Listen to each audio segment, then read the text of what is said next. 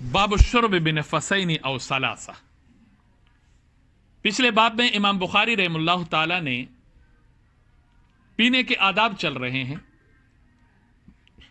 اب صلی اللہ علیہ وسلم نے امت کو کیا آداب اور پانی پینے کے بارے میں یا کوئی بھی پینے والی چیز ہے اس کے بارے میں کیا ہدایات دی ہیں۔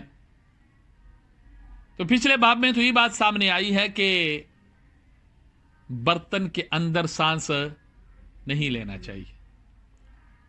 ہاں، جیسے میں نے آپ سے کہا کہ اگر برتن ایک ہی ہے جس میں سب پانی پی رہے ہیں پھر تو اندر سانس لینا مکروہ ہے، لیکن اگر جیسے اپنا اپنا گلاس ہے، آج کل عام طور پر آپ جہاں بھی جائیں گے تو ہر بندے کے لیے الگ گلاس رکھنے کا رواج ہے، تو وہاں پر پھر کوئی مسئلہ نہیں ہے، گلاس میں آدھا پانی چھوڑ دیتے ہیں پھر پی لیتے ہیں، ساری ترتیب ہے۔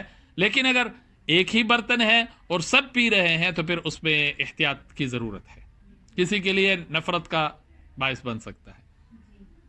باقی برتن کے اندر سانس نہیں لینا یہ مطلب نہیں ہے کہ بالکل پانی پیتے ہوئے سانس لینا ہی نہیں ہے۔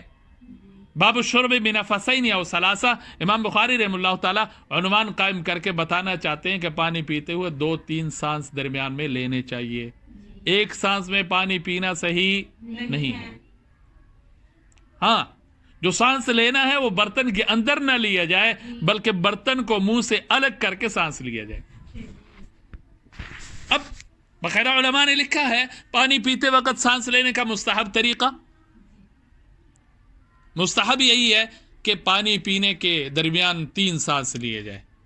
ایک سانس میں پانی پینا اگرچہ جائز تو ہے لیکن بہتر نہیں ہے، جو گھٹ گھٹ کر کے ایک سانس میں پانی پی لیتے ہیں تو اس کے طبی نقصانات ہوتے ہیں بہت سارے، اس لیے مستحب صورت یہ ہے کہ پہلے سانس میں تھوڑا پیا جائے، دوسرے سانس میں اس سے کچھ زیادہ پیا جائے اور تیسرے سانس میں جتنا پینا ہے وہ سارا کا سارا پی لیا جائے۔